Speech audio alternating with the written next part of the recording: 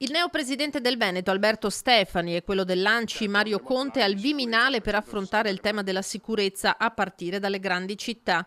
L'annuncio a Treviso da parte dello stesso governatore con l'obiettivo dichiarato di costruire tutti insieme un piano di sicurezza per il Veneto che parta da una forte collaborazione con i sindaci, definiti un baluardo straordinario. Sinergia accolta con soddisfazione da Conte. Abbiamo condiviso con il Presidente Stefani che uno dei primi appuntamenti con il nuovo anno che faremo per portare delle richieste al governo sarà proprio dal Ministro Piantedosi. Andremo unitamente Presidente di ANCI Veneto e quindi i sindaci del Veneto e il Presidente della Regione per chiedere aiuto, per discutere e affrontare con grande determinazione questo tema e restituire la serenità ai cittadini che oggi quotidianamente ci chiedono. Già in campagna elettorale Stefani aveva lanciato il progetto Veneto Sicuro, che è ora di iniziare a concretizzare partendo da quelle istituzioni che rappresentano nel territorio la prima linea. Una forte collaborazione tra regione e sindaci è il modello dal quale io voglio partire. Ho fatto un'esperienza di sindaco prima ovviamente di avere, anzi contemporaneamente all'esperienza parlamentare,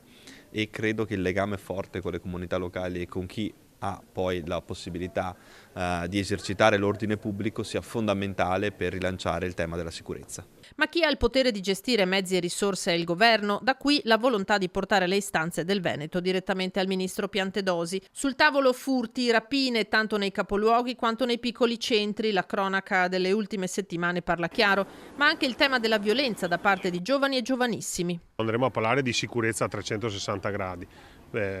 Analizzeremo i dati che ci verranno esposti dal Ministero e ovviamente porteremo anche le preoccupazioni del territorio. L'obiettivo è quello di migliorare, alzare l'asticella della qualità della vita che passa anche attraverso le questioni della sicurezza. Sicurezza urbana, responsabilità condivisa, conclude il sindaco, che richiede coordinamento, ascolto e strumenti adeguati.